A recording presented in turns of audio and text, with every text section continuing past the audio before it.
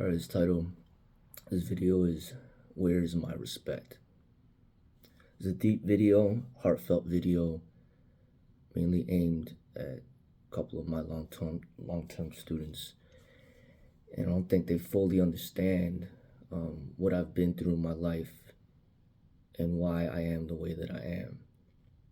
I'm a very passionate person, and martial arts is my life. And what I stand for is extremely important. I have a lot of passion, and that energy can turn into anger sometimes. And this is who I am. I'm not gonna change, and I don't want to change. I'm happy for being who I am. And some people might see some flaws. Some people might judge it, but I don't see it that way. I just accept everything, every part of myself. So take it back to when I'm little, and living in America. My parents immigrated from Hong Kong, and I was born in Chicago. So I'm not like truly Chinese. I'm actually American, because I was born in Chicago. I never even been to China, but my parents are from Hong Kong. But if you look at me, and I just say, I can't really just say that I'm American, because everybody look at me and they'll be like, really? Like, where are you really from? So I do identify as Chinese, but I'm actually Chinese American. So, bringing up in my household, my parents would speak Cantonese, and I would learn that and speak that. But as I go to school at the age of 5, I had to speak English because everybody's speaking English. So I'm speaking English at school. So I still remember that time. I'm like maybe 5 years old or something, and there's like this little white boy, this white kid who was making fun of my race. Like slanting his eyes and saying that ching chong stuff. And obviously, that hurt me at that time, and then it made me feel like, hey, maybe it's not good to be different. Maybe it's not good to be, Chinese, and maybe it's not good to speak that. So then it's like, hey, let me not speak that, and let me just speak English. So, going through things like that as a little kid, it obviously affects you. Some people say, words don't hurt me, only bones will, only sticks and stones will break my bones, but words will never hurt me, stuff like that. I mean, that, to me, that's all garbage. I feel that language is very powerful, and sometimes language is more hurtful than anything physically that could be done. So I feel that there's the physical exertion of harm, which is very obvious. You could take somebody's life, you could shoot somebody, you could stab somebody, you could kill somebody with your bare hands. But then there's also the hurt that goes, the injury and the hurt that occurs through the psychological damage that's done through words. So just a recent article that I read was about this immigrant 11-year-old child who killed herself because basically because the kids at her school were bullying her about being potentially detained, so or basically and then she ended up killing herself. So bullying is a serious thing, not just physical bullying, but verbal bullying. you know and people they mask it by saying jokes. Hey, we're just joking with you, but actually they're verbally abusing you. They're bullying you, making fun of you, they call it. And it causes a lot of psychological damage on people.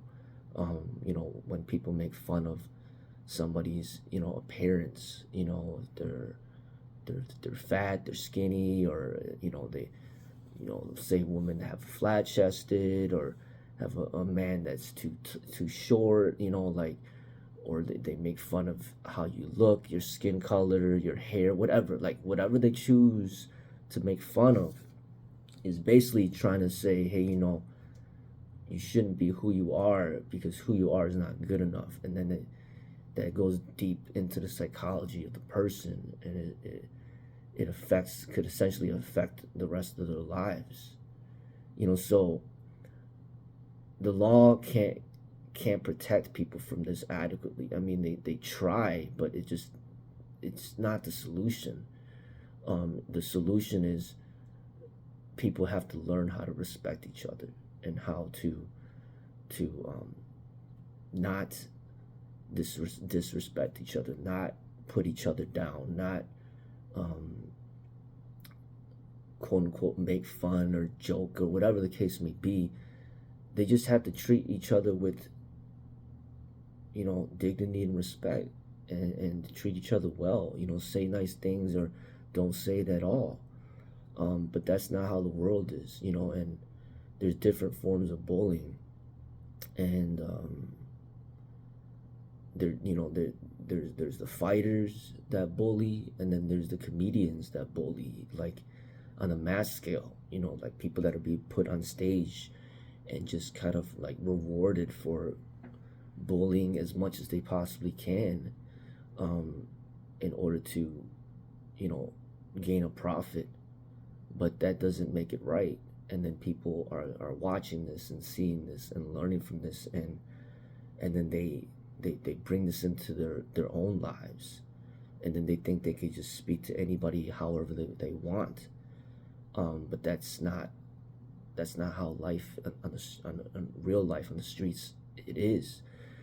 Because you got gang members, or people that just don't care about the law, and people that are criminals, and people that they're not afraid of death, and then some of the people aren't afraid to go to jail, and they'll do whatever they want. So you say the wrong thing to the wrong person, next thing you could be dead.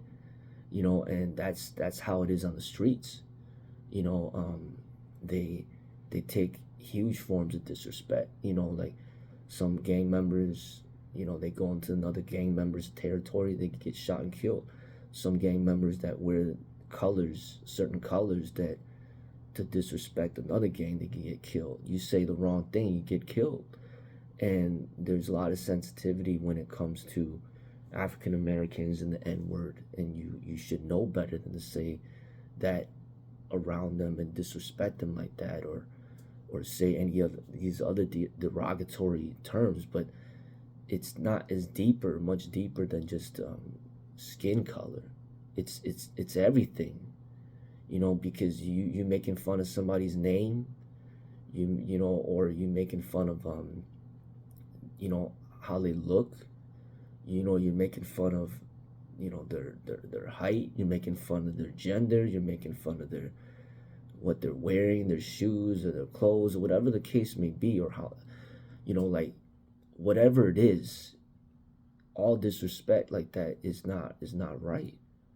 And it's like you really have to get to know who you're interacting with in order to say some stuff like that to the people. But everybody has different triggers, and what bothers them, what doesn't bother them.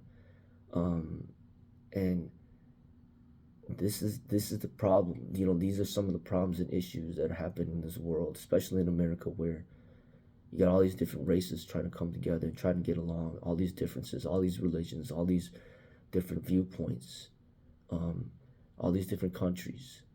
And the demand for respect is much and much greater. So like this is a systematic problem that's happening all over the world. And to deal with this in this culture that we live in, with social media and TikTok and YouTube and all these things, sharing all this information so quickly, there's just a lot of disrespect going around all over this world, all over social media, and it's hard to get away from it. So yeah, I'm on YouTube, but I'm not on YouTube the way that I used to be a long time ago, because I can't even deal with this type of disrespect. I can't even check the comments. I can't even interact with people that are not face to face, because the amount of disrespect that you get from this interaction, it I can't handle it. I'm not the one to deal with that. I'm not getting paid money to deal with that. So I'm not dealing with it. So I shut off the comments. So backtrack to my life, what's going on. I mean, from the beginning, you get that disrespect from the beginning. So as I progress through life, you already start in this situation where you kind of get this like self-hatred, where you don't want to be who you are. So go to high school, and most of the people that I hang around with are African Americans. I get into basketball, and I'm not fully accepted into the African American group, because obviously when you look at me from the outside, I'm not African American, right? So, but I'm born in America, and I'm playing basketball, and I'm looking up to a lot of like black entertainers and athletes. So mainly um, Michael Jordan, really looked up to him, and also um, Tupac. Loving his music and all that, and having a lot of black friends. But then the group never truly like accepted me like that. So some of them would, they'd be nice to me, and we'd hang out and have, I'd be close to some of them and everything. But then eventually, some of them would talk behind my back, and try to, just, I guess there's a time period where there was some jealousy that came up, and then they started to treat me negative. And so then at that point, I kind of felt like isolated, kind of like alone, right? This is like my high school situation. So still like working out hard athletically, getting fit, getting strong. But then I stopped growing. So basketball wasn't really gonna be a reliable path for me. So then that's when I started the martial arts, and really got really deep into it. So it was like my life, my passion, and everything to me. So that was when I started to really open up to my culture, and really be proud of my culture, and being proud of my race. And Bruce Lee was a huge inspiration. My teachers, my Sifu at the time, and his son, were huge inspirations, and they were, the son, where they're both Chinese, um, and also from Hong Kong. So being very proud of my culture and everything. So, and just embracing it because of the martial arts and Bruce Lee and all that, huge inspiration. So then continue to keep practicing, and then I go, after college, I go to college, and I create my own martial arts club, and I surround myself with good people, like very good people from multiple different races and cultures that join my club, and very respectful environment, and we had a good time training together, learning from each other, all that, right? So then fast track to after college, I go into law enforcement, and here I come out with a degree, in management from Purdue, and then, I've been training martial arts for a good amount of time, been keeping up athletically, all that, worked really hard to get to where I'm at. So then I get into the law enforcement, and then I started to feel some of the racism pointed towards me, and some of my coworkers, maybe like 5 or 6 of them, would say little subtle jabs at me because of how I looked. Some of them would call me by a different name, like some type of Japanese name. Some of them would say some ching chong stuff to me, and it's like this looking at me where it's like, hey, almost like you don't you don't belong to be, you don't have the right to be here, like, despite everything that I did to work up to that point, the degrees and all that, they were still attacking me, making me feel that I'm not good enough, you know, and they used my race as the reason. And I was only the second, you know, Asian to be hired in that department. So only the second one. So as I didn't appreciate these types of comments, so I complained about it, and then eventually they ended up pushing me entirely out. So then here I'm like, just to stand up for myself and what it took, it like just to complain about it, they pushed me out. So now I ended up having to figure out what to do, and I lost this job, and I had like 4 kids at the time, and it's like, yo, like, what am I gonna do? So eventually I ended up finding my way into opening up my own martial arts school. Um, and then now I've been running the school for 15 years. So as I'm having some earlier students, when I first opened, there's a couple times where one of the students, white male student, would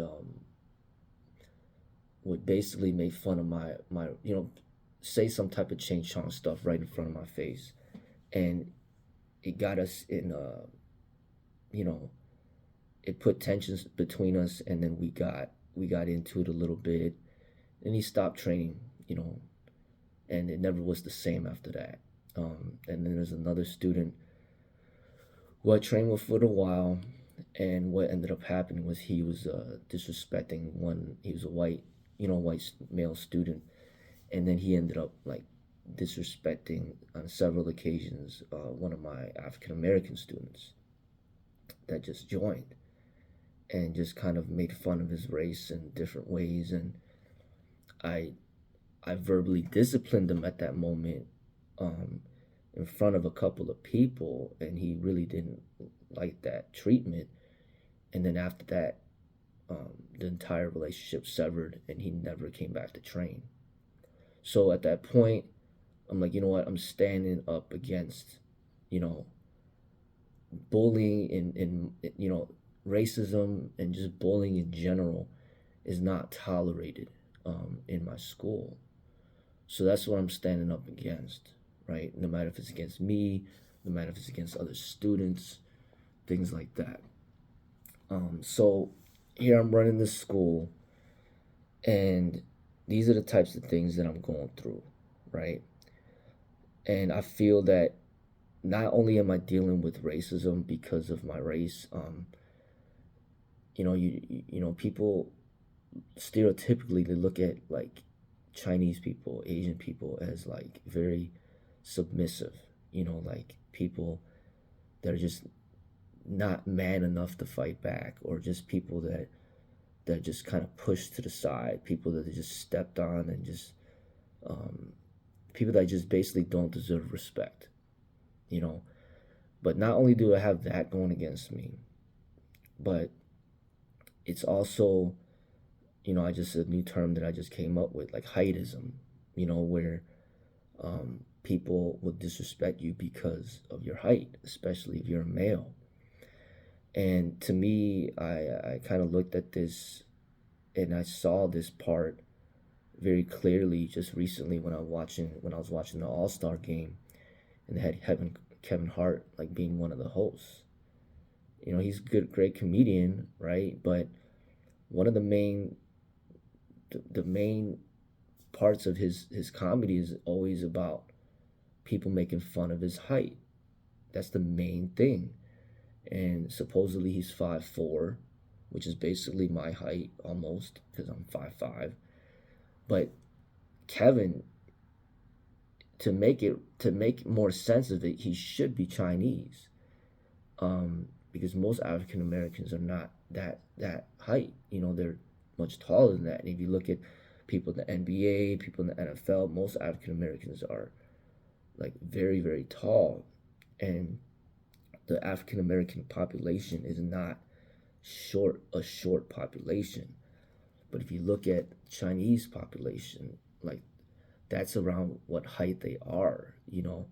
And really, if Kevin Hart was Chinese, at least one Chinese person would be able to benefit from, you know, getting all this popularity and money from basically poking fun at his own height. But really, what it's showing is that the culture really frowns upon men that are short. Women don't want to date men that are short. Um, the whole world is basically poking fun at men that are short, and they're using Kevin Hart as a way to laugh it all out. So what's happening is basically not only are you being treated a certain way of disrespect because of your height, now you're also being disrespected because of your race. So it's like a double situation that I have to go through while I'm here. And obviously the whole world's not like that. Like, you're gonna meet people that actually do respect you. They look beyond the race, they look beyond the height, and they actually do admire you and respect you. There are people out there like that, but the majority of people, they look at those two qualities as bad things, and then they'll judge you and treat you very negatively because of that. So basically, I'm very hyper attuned to these types of things. So then, fast track to this current situation. You got these two, people that recently joined, and they basically would disrespect me, like right in front of everybody, you know, in my school, and in front of my students, in front of my children. And that right there cannot be tolerated, based on everything that I've been through. There's a lot of people out there in the streets that disrespect me all the time. Children, women, men, old, young. But this is the streets, and it's fair game. Like, they can say what they want to me, I can say what I want to them. And a lot of times, that type of energy, the only way to best deal with it is just to ignore it, because it's on the streets. Like, what do you want to die over this stuff? Like, it's not worth it. So a lot of times, that's my time to let it slide. But when it's in my own school, in my own home, that is a completely different thing. People cannot come to my own home, my own school, and disrespect me and expect for me to let it slide, or expect for me to be okay with it. I'm not okay with it, and I'm not gonna let it slide. And I'll stand up for myself, and I'll do whatever it takes to stand up, not just for me, but for my entire race, and for everything that I represent in the martial arts. And that, to me, that is not a weakness, that is a strength. A weakness would be to back down and to say nothing and not do anything about it. That is unacceptable. This is my own home. This is my business. And I am 43 years of age right now. I'm not a little child. You know, I worked really hard to get to where I'm at. I've been training martial arts for over 30 years. I have a college degree from Purdue. You know, I'm a father of 5. I'm a married husband. I don't disrespect any of my students that come through. I treat them with respect. I do not deserve for any student to come in to disrespect me. No matter if they, they, they make fun of my name, no matter if they make fun of my race, no matter if they make fun of my height, no matter if they make fun of whatever they choose to make fun of, I do not deserve that. So basically, I'll continue to stand against that for the rest of my life. Like I said, if this happens on the streets, it's a different scenario. I will more than likely let that thing slide because it's on the streets and it's not worth going to jail over some of these things, right? But to me, one of the worst forms of disrespect is when you're getting disrespected by somebody who's weaker than you. It's like I have much more respect for people who disrespect me and they're actually stronger than me, more powerful. They could beat me up. They have a gun and they disrespect me. Okay, at least you're more powerful than me. I respect that, right? But if you disrespect me and you're weaker than me, what in your mind is giving you that thought that you could do that to me? Like that to me is the worst form of disrespect that in my eyes, it needs to be checked. It needs to be, especially if you are a grown individual yourself that has become a real man, a real martial artist, a real human being. You stand up for that. So the worst is being disrespected by someone who's weak. And then there are those that bully you that are stronger than you. And those are the people that abuse their powers. And then the best, the one that we should be all aspiring to, are the ones that have the power, but we do not bully. We have the power, but we do not disrespect. That's what, when we play this game of going into this game of fighting over power, that's what we are all supposed to aspire to. The people that could fight, but then they don't fight. That's what we should aspire to. And then there are a lot of the people that can fight, and then they love fighting so much that they fight everybody around them to boost up their own ego, to make themselves feel good about themselves. Those are the bullies. And it's not just the bullies who are physically bullies. It's also about the bullies who are verbal bulliers, the ones that talk all the trash. Those are the people that really need to be checked. Those are the people that have to understand that form of bullying is unacceptable. Just as much as people are saying the physical bullying is unacceptable, well, the verbal bullying is unacceptable. And like I said, it's the worst part is when you have people that are weaker that are bullying people that are stronger.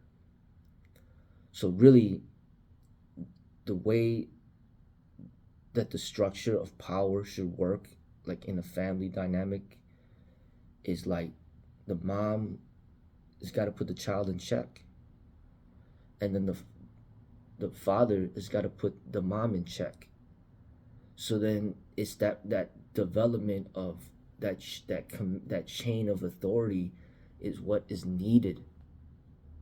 But if there's no respect coming from the child to the mother, and no respect coming from the mother to the father, the whole structure of respect breaks down, and then there's disrespect everywhere.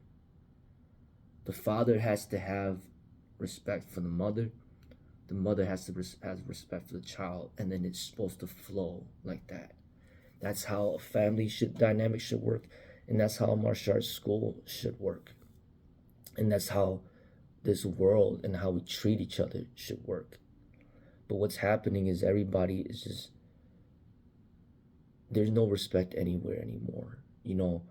Um, there's no respect for the elders. There's no respect for the woman. There's no respect for men. There's no respect for children. There's this disrespect all over this world, and it's very difficult to deal with, seeing all the stuff that's going on. So what I see that's really important is that I need to maintain that respect, and that within my own family, within my own school. So not anybody can just train in my school. You have to have respect. If you don't have respect, then you don't deserve to be in my school. You don't deserve to be in my home. You don't deserve to be in my life. Because I'm not the type of person, especially at this point in my life, to just be okay with being disrespected. Not okay for me to be disrespected, not okay for my wife to be disrespected, not okay for my children to be disrespected, not okay for any of my students to be disrespected. So if anybody comes into my school, regardless of what gender you are, regardless of what age you are, you need to learn respect. If you do not have that, then you cannot be there. And that's basically what this all boils down to. And, like I said, the struggles that I'm going through, specifically my own struggles, being a Chinese American, living in America, at the height that I am, the amount of disrespect that I get from the general public in this world, it is terrible, and nobody can understand that. Definitely not a white privileged male. There's no way he can understand what I'm going through, because he's so far removed from what I go through. There's impossible for him to understand. Now, the African Americans might understand a little bit, but still nothing compared to what I go through. Because if you look at the African Americans, they have so many figures to look up to. Look, the entirety of the NBA, the entirety of the NFL, the professional sports, all this stuff. But as far as who do I have to look up to as inspiration for me, there's no one in the NBA, there's nowhere in the NFL, there's no one in Hollywood. It's like nobody. It's like all I have is just that Bruce Lee that died in 1970s or something, which is over like 50 years ago. It's like, what do I have?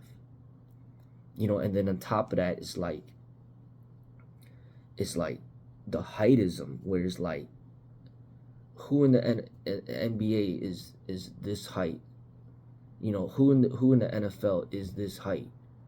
Like, who in Hollywood is this height?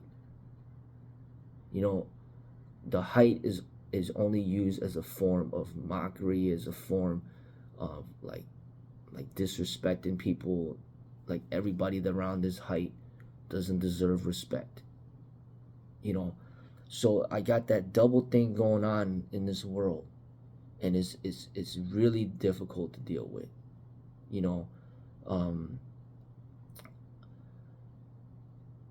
And that's why I'm very careful, with who I allow into my life, because a lot of times, these people that disrespect me like that, they don't deserve to be in my life. I need to find people that do appreciate who I am and actually do respect me. and surround myself with those people. And that's what I've been continually doing for my whole life. So that is what it is. And it's a deeper issue that goes far beyond just, this person got angry and he's wrong to be angry, he overreacted. No, it goes much deeper than that, much deeper. Like all these life experiences that I've gone through, all these things that I've dealt with in my entire life, like, this is why I am the way that I am. And very few people will understand. Like I said, even the African Americans, they cannot understand what I go through as an individual. Because if you look all around you, like, who, as a Chinese American, who do I have to even back me up? African Americans have each other. The Hispanics got each other. But who do I have? Who's backing me up? Where's my crew? Like, it's non-existent here in America. Every single Chinese person that just gets a little step through the door, they shut him out. They shut out Bruce Lee from Hollywood. They shut out Jeremy Lin from the NBA. They shut out MC Jin from the hip hop. Every single Chinese person that gets their foot just a little bit through the door, they shut them out. They shut me out from the law enforcement. And people are even trying to shut me out from a school that I created, my business. They even try to shut me out from there. And then I felt the racism when I get into YouTube. People shut me out from there. It's like everywhere I go, the door is getting shut on me. And why? Well, part of it is the race. It's the racism part of it, and then it comes with the heightism too. And if you notice, the Chinese people are the ones that are short. It's not the African Americans as a whole population. It's the Chinese people. So they are being mistreated, disrespected because of their race, because of their height. They are the ones that have been turned into the modern day slave. They are the ones who are working for pennies or whatever overseas. They are the ones who are making all the products that we get to use as Americans for a very low cost. Slaves used to be the African Americans, which is documented in history, but the new slaves are the Chinese now. And the way that they're treated here in America, it is terrible. And I have to deal with that, nearly every single day of my life. It's not easy to deal with it, but this is my life. And I'll continue to fight against that. And I'm telling you, no Caucasian male will ever understand that, because they will never have to go through what I've gone through. But some women might understand it, because women get disrespected. Women get seen as submissive. Women get mistreated. But, they got their own professional leagues. They got their own WNBA. They got their own soccer teams. They got leadership positions. They're supported by, they support each other. They have laws against genderism. They got all these things to support the difficulties that they encounter in life. But in my own situation, specifically being Chinese, and specifically being, Chinese American, and specifically being this height, and things that I have to go through, really, nobody will truly understand. Because how many Bruce Lees have existed throughout history? And, you know, you notice that any Chinese person, in order to become famous, they need to go back to China. Even Bruce Lee had to do that. Even MC Jin did that. Even Jeremy Lin went back to China.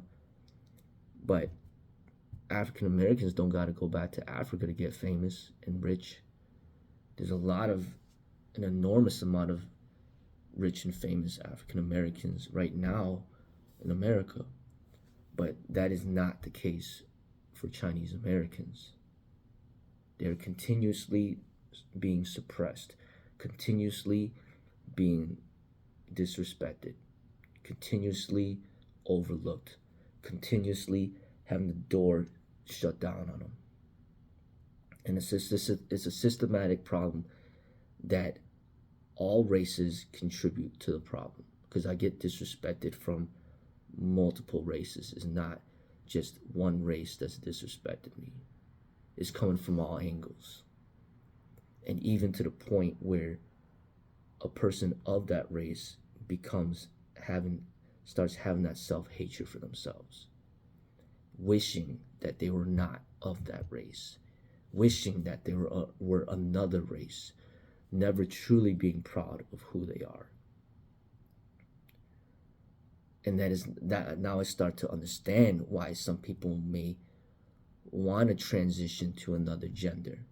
You know, so like a female that might want to transition to male because they are sick and tired of being disrespected as a female. So then they just turn against the gender that they're born with because of all the disrespect and mistreatment that they've received throughout their entire lives because of their gender. So that is the same type of thing that a Chinese person goes through. When they keep getting disrespected for being Chinese, they come to the point where they just don't want to be Chinese anymore.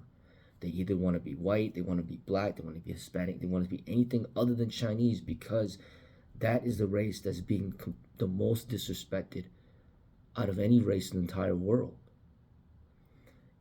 And people get sick and tired and fed up with it. So notice all the laughter and the fun that's, the funny jokes that are being made because of somebody's Chinese name. So like, you know what? I don't want that name anymore. I want to have an English name instead.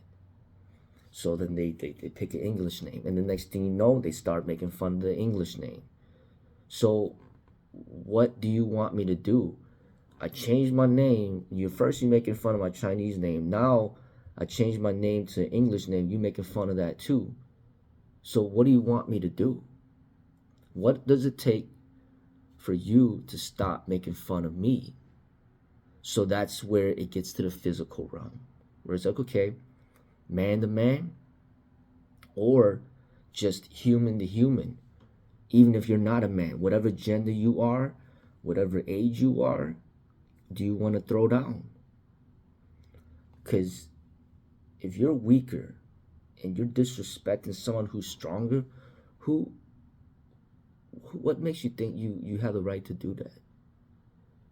You can't even respect someone who's stronger than you, then who do you respect at all?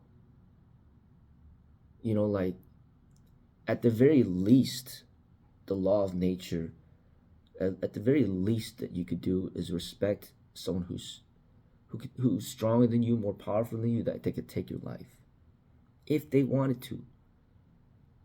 But if you don't even have respect for that, then how do you think you're gonna go out through this life? You think that everybody's just gonna take it? Eventually, you're gonna run into somebody who doesn't play that. They don't follow the rules. They don't follow the law. They just do what they want to do. So when you run into one of those people, you won't even have the opportunity to learn respect because you'll be dead already. I mean, it is what it is. You know, if you look at the lions, if you keep messing with the lion, don't expect the lion ain't gonna do something about it or potentially kill you. You know what I mean? Like, there comes a point for everybody. If you own a gun, what's the point of having a gun if you're never gonna use it? If somebody threatens you enough, you're gonna use that gun. Same thing with the martial arts. You know, you think you're training in all this fighting and you think that you're never gonna use this. There comes at a point that everybody is gonna come to the point when it's time to use it. And you know what? Like, we train all our lives for this. This is what you train for. That moment. And what I'm saying is that the verbal disrespect, it is not okay. It is not okay. That needs to be stopped.